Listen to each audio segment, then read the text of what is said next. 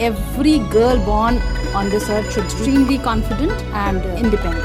In our society, girls actually do not have much control over their bodies and their lives. I would say, do not be shy and embarrassed by anything.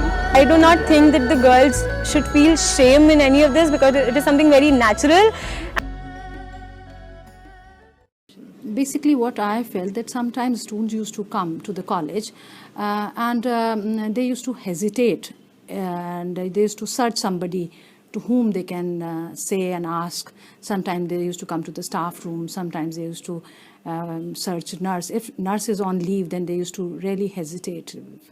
From where can I take these napkins? When first time this company, they came and they told us that this is the product and we want to sell. And I never thought once to say no. I thought, yeah, we must go ahead and buy this for the students. I never knew that we are the first one or I am the first one. I thought that it is all over India. All the institutions. First of all, they are happy and they are not searching for that thing. They know that they have to go directly and just put 10 rupee coin or 5 rupee coin and it will serve their purpose. So they are more confident. They're not feeling shy about it. Everybody knows in the college, whether it is fourth class employees or support staff as well as non-teaching staff, everybody knows about it, that machine is there inside the toilet and the students are using it. It's very cheap. Everybody knows that the good quality products are very expensive.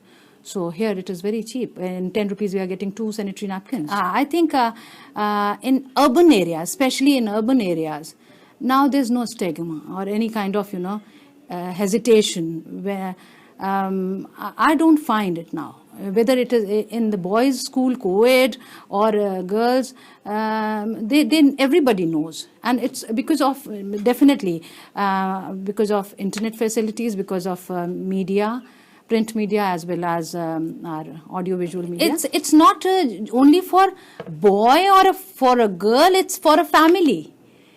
Every boy has a mother and every boy, most of them, they have sisters, friends. So they should know the problems. It is not a problem, I should not say that, it's a problem. It's a biological thing, so I don't say it's a problem, but everybody knows and everybody should know. They should not tell their daughters or this and that this is something bad about it. Or, you should have to hide it or you should feel shy about it. Earlier, what I used to, what I have seen, that girls were scared, extremely scared of these things. And so now I think parents are also quite aware and they are well educated and they educate their children also. Like we advertise so many things. We advertise about polio drops. We advertise about various other things. So similarly, we can make some kind of advertisements that it is not, there's nothing bad about it. And we can maintain hygiene with these precautions. And we are planning to install one disposal machine also, in which when we'll put the sanitary napkin, it will turn into ash. Because it is environmental friendly, so very soon we are going to have. One thing I want to tell you, that maintenance is a little problem. Because what happens in our college also, students sometimes they try to experiment with various things. That they want to put not coin but some kind of things, various things. If they don't have coin, they'll put some other things so that it can come out and they can use it. That is creating problem, and we have to each time call somebody to monitor it or to finally correct it. So that problem we are facing. So in the public place, somebody should be deputed to check all the time whether it is functioning properly or not. Yeah, see, the basic idea was to empower girls. And one may ask, how does this empower girls? To give them control.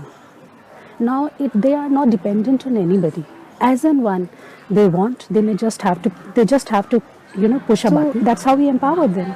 Actually, we are very progressive college, and the faculty is very aware.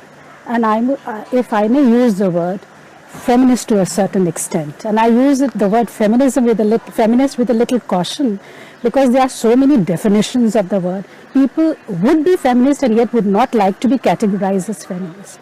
So being girls' college, we have to be progressive because we are dealing with future generations. So that is why we are open to all advances. And that is why when the issue was brought up, all of us just gave it a thumbs up.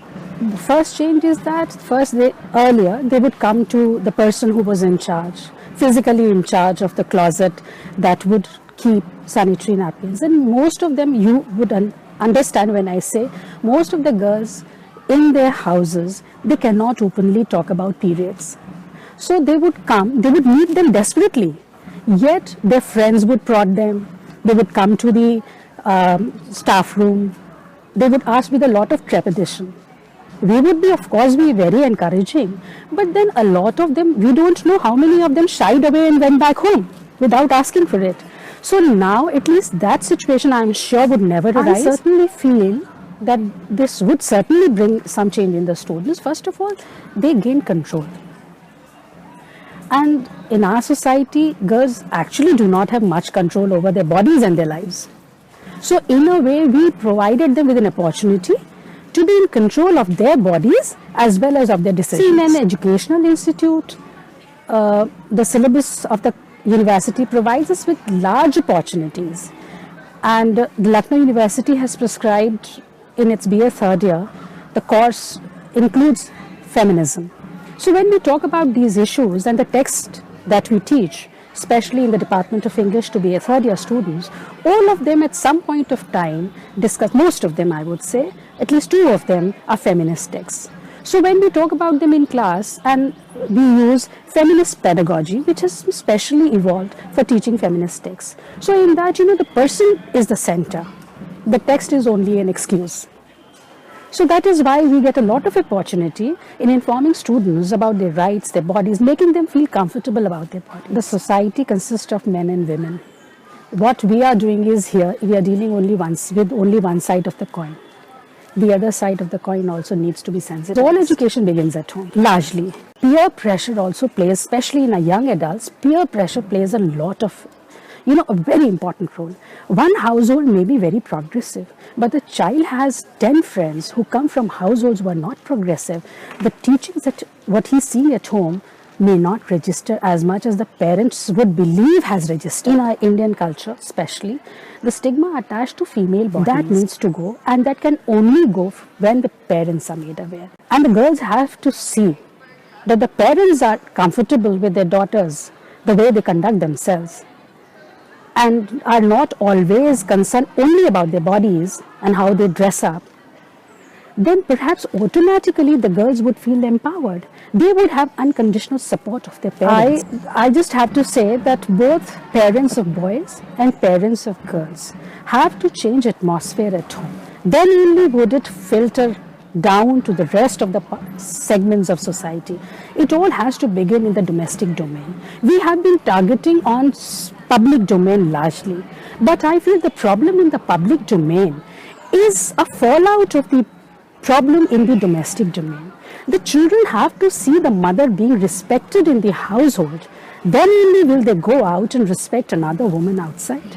So it all, we praise, sing poems for a mother, but when it comes to the actual treatment, I don't think there is anything even close to what we say. So there has to be some synchronization between our profession and what we preach and what we actually do. So that is the area we have to focus. Then only things would improve in public domain. It's long overdue. This is a major problem the girls have to face anywhere, and it saves them from a lot of embarrassment and finding out the right person, where to go and what to look for, where to look for these napkins when the time comes. So I think it was a much needed, much required, and it couldn't have come soon. See, basically I think we need to educate our boys. In the boys' college, education should be given to them so that they are aware of it. It's not something to shy away from and to look on it as something as unclean or something to be wary of. It should be open, and with this vending machine, it gives the boys and girls both the option. if it is installed in more places, public places, then the men or the boys will be more aware of it, as they are not till now date. Some of them are, but generally they are not. So it will help them. The boys, of course, should be educated. That is what I have sons. So I have told them about it. I have talked openly to them. When they used to question me coming back from school, Mama, her dress had been stained. No, this is what I got the first feedback. So I don't, Baba, it's not something to be ashamed of. Okay, that's a very normal thing. Even your mummy has it. And your cousins, your sisters, and everyone, they go through this phase. And I talked to him about, it's a natural process, how it goes about. And then he was quiet, and he took it in a very normal and natural sense, and no questions later on. So I think families should. So we do talk about personal hygiene to the girls, especially during our camps.